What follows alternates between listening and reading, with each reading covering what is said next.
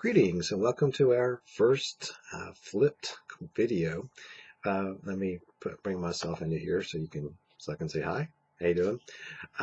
As you can tell, I dressed up for you. This is our first discussion on chemistry, and we'll start with talking about atoms and molecules.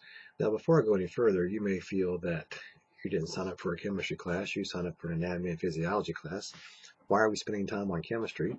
Well, chemistry is the basis of physiology. Physiology are all those chemical reactions that happen, whether we're talking about muscles or bones or inside of cells. And that's the basis of these reactions are chemical reactions. So we have to have a basic understanding of chemistry before we can really do much discussion about physiology. Now, if you've had chemistry classes in the past, this will be a basic review. You may want to skim through and fast forward through this video, or you may want to just take your time and go through and make sure you understand the basics of chemistry that we'll be touching on all semester. So what are we going to talk about here? We're going to focus today on just a few areas. What are things made of? Things being humans, things being a table. What's the difference between an element and an atom? What are the building blocks of atoms? What are the pieces that make up humans?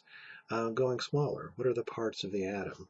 We need to discuss this because when we get to a discussion of ions and isotopes, it's helpful to know what's in an atom before we try to change them. That big chart, that periodic table, why is it put in that order? And mixing it up, the difference between a compound and a mixture. Now, this might be one of the longer videos we will have, just because it really is a review of lots of different areas. Other videos will be shorter. But let's start with our conversation with what are things made of? We're talking about things. We're talking about the terminology we would really use here. Let me come back to this. We're talking really about matter, right? So what is matter made of? Matter, anything, whether it be a living thing or non-living thing, is made up of basic building blocks. In this case, we're going to use the term elements. Here is a gold ring. It is made up of gold. It is gold. If I break it down through physical means or chemical means, I can keep breaking it down and keep breaking it down until I get to the gold element. That is the most basic piece of it. If I try to break it down further than that, it will lose its properties. So an element is a basic substance that cannot be simplified any further.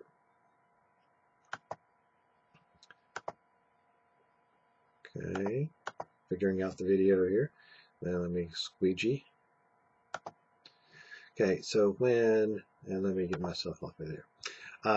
When we talk about the periodic table of the elements, we're talking about all of those elements, all of those building blocks, all of those pieces that we've identified that occur in nature or that we've manufactured in the lab that make up matter.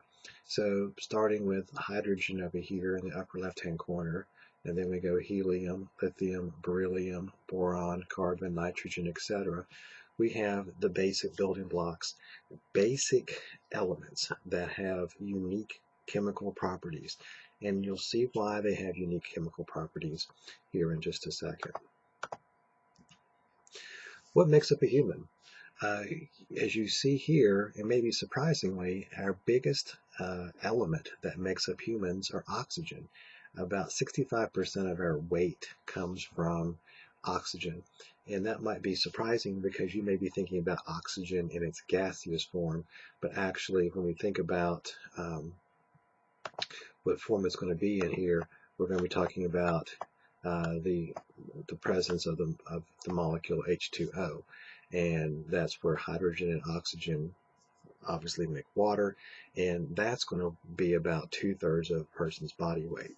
You see the other elements too here. Oops. You see, let me get my highlighter. You see carbon, you see nitrogen, calcium, phosphorus, potassium, etc. So we're not just made up of oxygen, carbon, hydrogen, and nitrogen. There's lots of things that make us up, but you'll see that the things here on this part of the list are going to be in very smaller trace amounts. And we're not made up of just potassium or just calcium. most of the elements that are in our body are organized in chemical bonds, and the combinations of these make up molecules.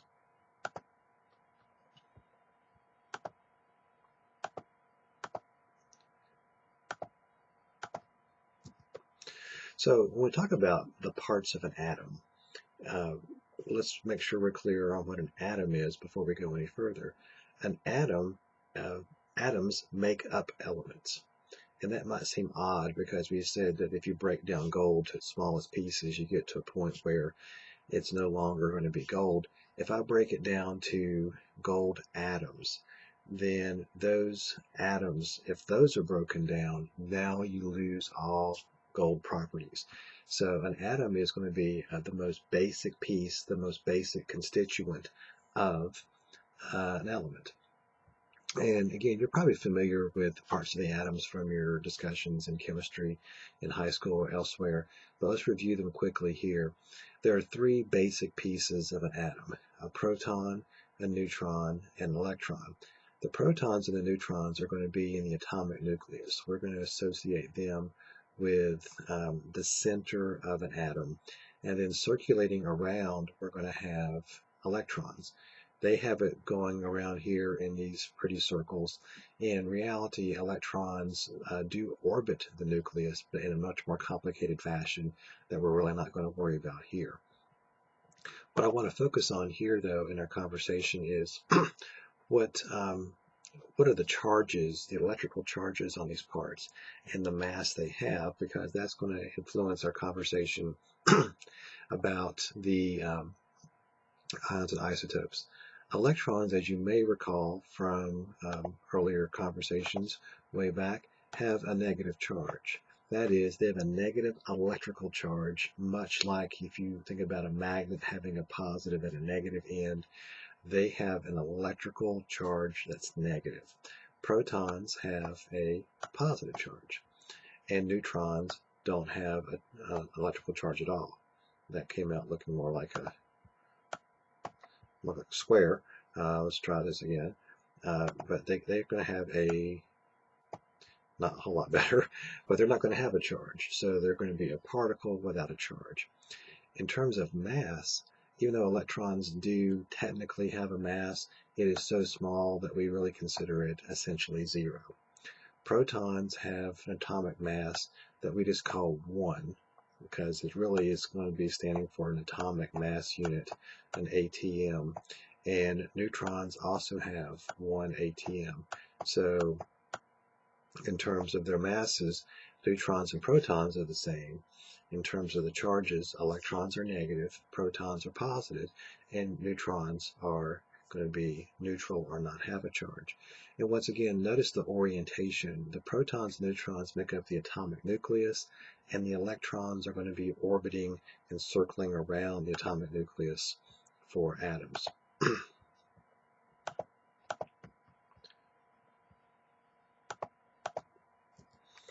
So when you look at a periodic table, when you look at those charts, what are you seeing, and what are they trying to show you on those charts? What you can tell is obviously the atomic symbol. The He or the C or the N or the O represent the element itself. The number at the top represents something we call the atomic number. The atomic number is unique for each element, and it represents the number of protons that an atom of that element has. So helium, whenever there's 2 protons in an atom, that is an atom that's going to be of the element helium.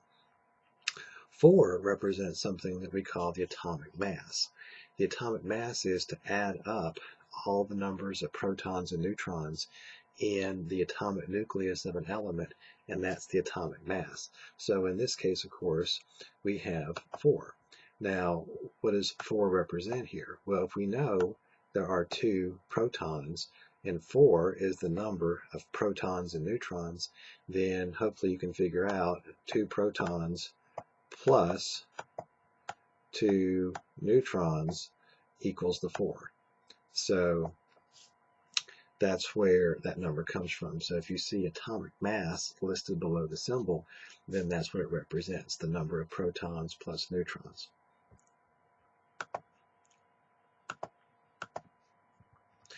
So we've been discussing atoms as if they're perfect and don't change. They have protons and neutrons and electrons.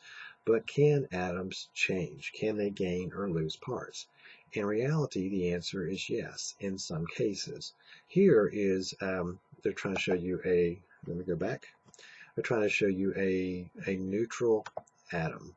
A neutral atom means it has the same number of positive and negative pieces.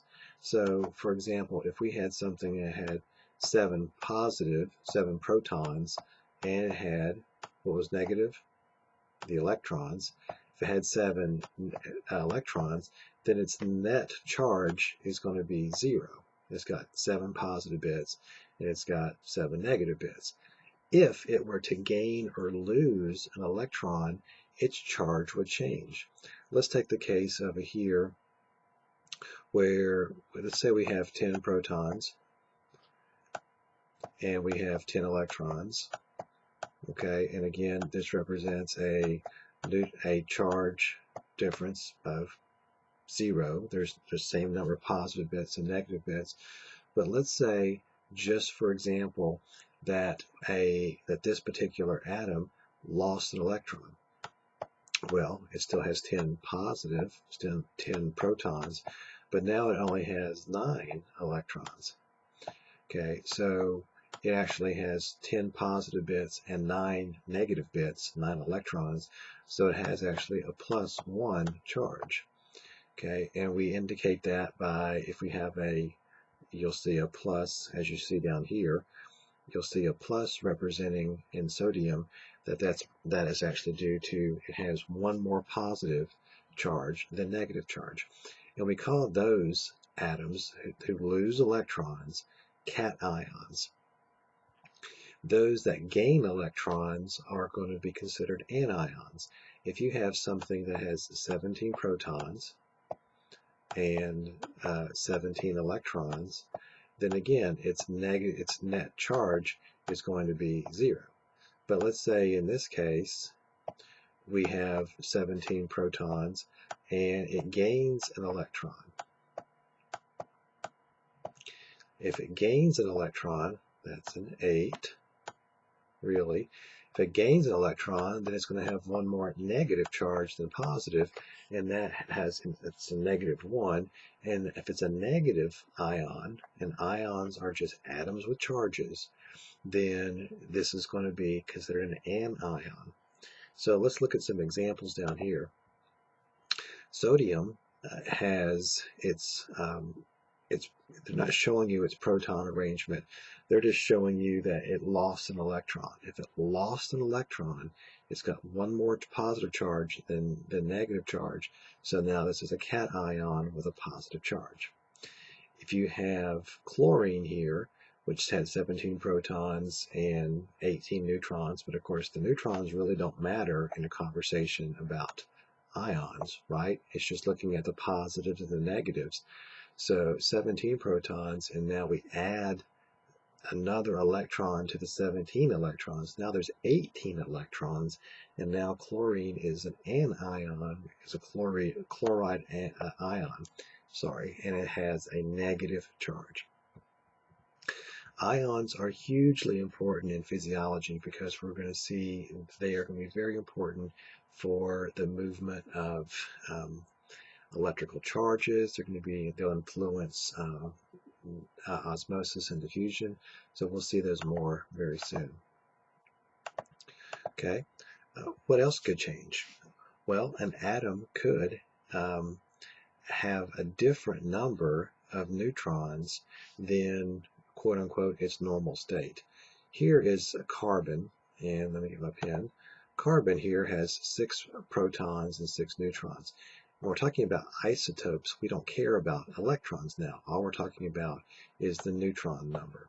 So here with 6 protons and 6 neutrons, I have carbon 12, right? That's the atomic weight. That's 6 protons and 6 neutrons. That's carbon 12. Well, here is what's called carbon-13. There's 6 protons, and now there's 7 neutrons. So we have 6 protons, 7 neutrons, and our atomic weight is 13. This is what's called C13, which is an isotope, a version of carbon. Here's 6 protons and 8 neutrons. Well, this is now C14, because again we add the 6 and the 8. 14 is our atomic weight, and this is considered carbon-14, another isotope or another version of carbon. So you can have a different number of neutrons, you can have a different number of electrons, and that's going to change in some ways the properties of that particular atom. So let me just mention this because it's slightly confusing to some people. Atomic weight and atomic mass are not the same thing. Here for atomic weight, you'll see something on a periodic table like this, 12.011. And that can confuse you because you're thinking, how can I have 0.011 amount of a proton or a neutron? What's the deal with that? Atomic weight is actually an average.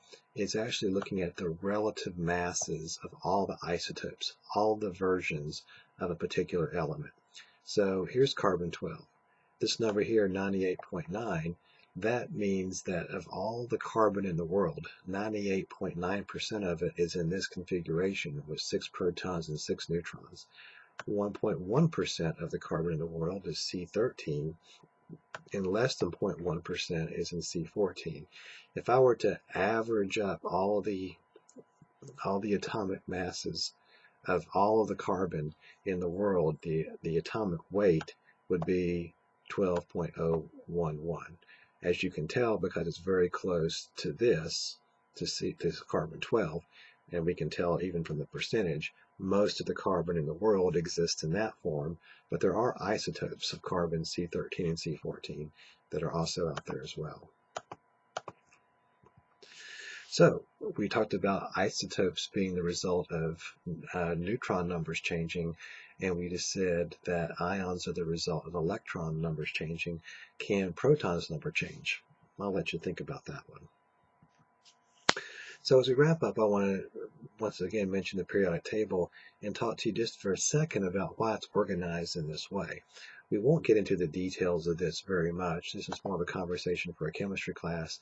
But the reason that you see the table organized in these rows and these columns, and why there's this big white space missing perhaps for you, is that the elements are arranged in this way to represent similar chemical properties.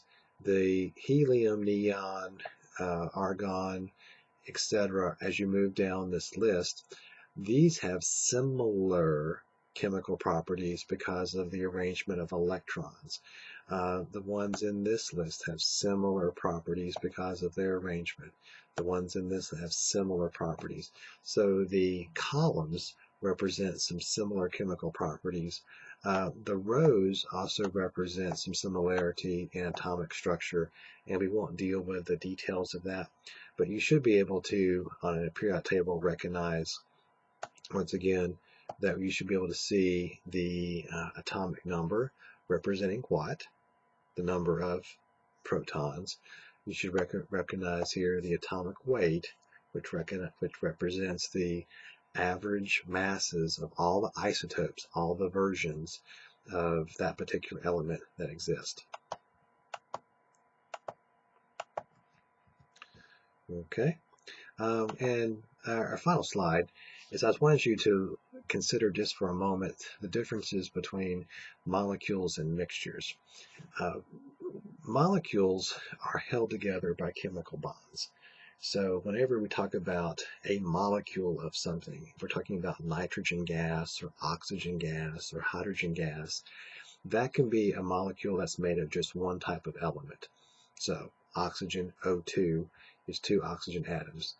A compound is a type of molecule where you have 2 different kinds of elements together, like water, again, water being H2O. So H and the O are two different elements, so that is a compound. Mixtures are two or more components that are physically mixed. And again, in chemistry, you have a deeper conversation about solutions and colloids and suspensions.